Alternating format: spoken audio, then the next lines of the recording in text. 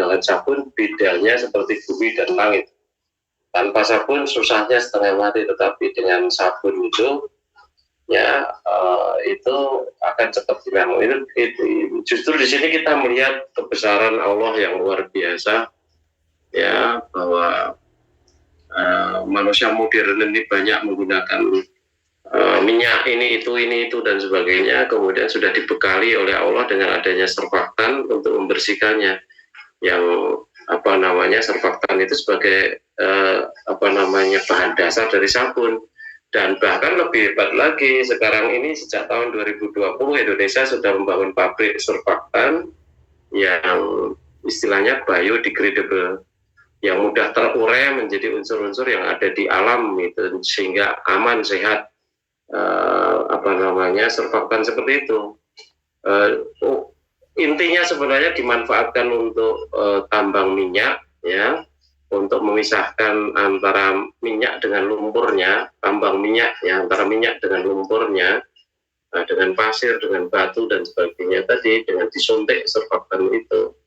Nah, tetapi kemudian pengusaha lain juga jeli, pinter, maka kemudian dia mengambil sebagian, pembeli sebagian daripada surfaktan yang diproduksi di Gresik itu untuk membuat sabun, karena yang dibikin itu adalah surfaktan yang sifatnya alami, namanya metil ester sulfonat, MES, ya, kemudian digunakan untuk membuat sabun yang kamu lihat sekarang ini, ada Gentle Gen, ada Sosoft dan sebagainya. Itu adalah teknologi modern itu mudah terurai di alam.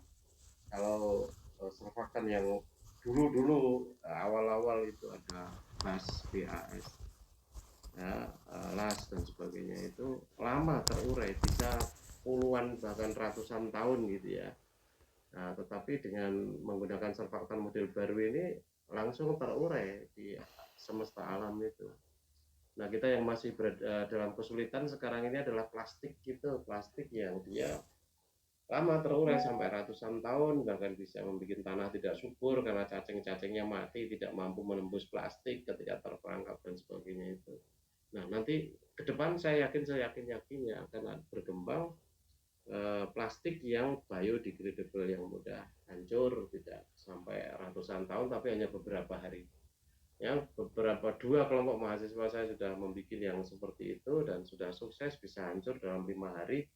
Nah, dibandingkan dengan ratusan tahun kan sudah jauh sekali kan itu.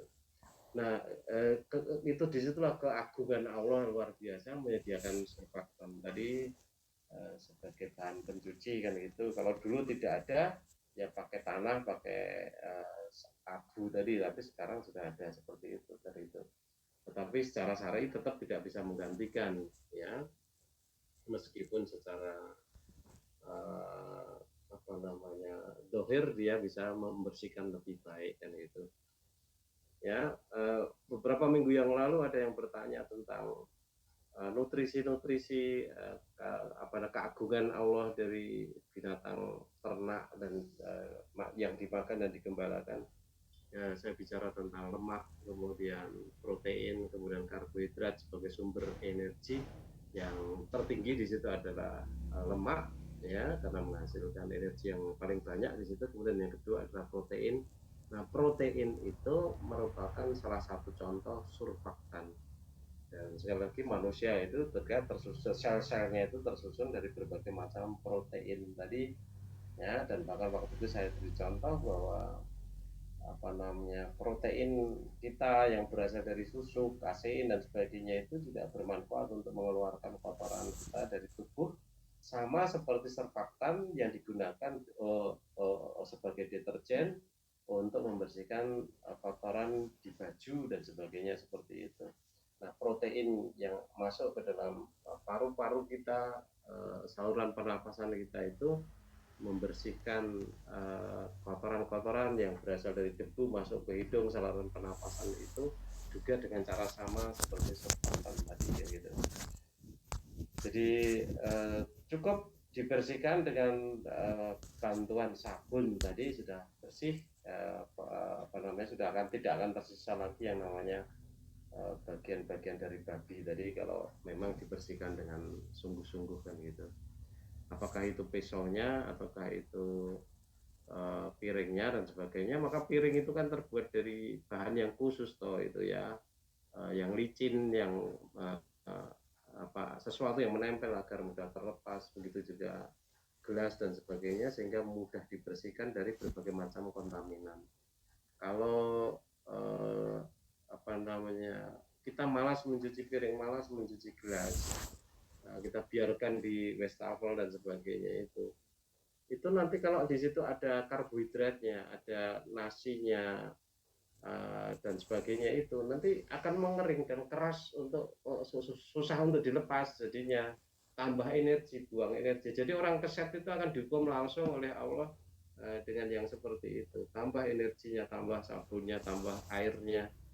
Kalau kita begitu minum selesai kemudian dicuci, seperti orang-orang barat itu kita menyaksikan di movie-movie dan sebagainya, itu begitu makan selesai kemudian dicuci bareng-bareng di situ dan sebagainya. Tidak seperti kita diubruk ke nah, itu akhirnya keras, akhirnya lengket, nah, susah membersihkan. Nah, untuk membersihkan harus tambah sabun, harus tambah gosokan otot, harus tambah air dan sebagainya. Nah, itu kalau hanya sekali, tetapi jutaan kali mungkin kita lakukan kebiasaan jelek itu, ya akhirnya kalau dihitung itu secara ekonomi ya ruginya banyak kan itu. Jadi kembali lagi, kalau pertanyaannya tadi bagaimana cara mencucikannya, secara umum menyucinya secara umum dicuci biasa saja, mangkoknya atau pisaunya atau apapun dibersihkan dengan air dan juga dengan menggunakan apa namanya, sabun tadi. Gitu.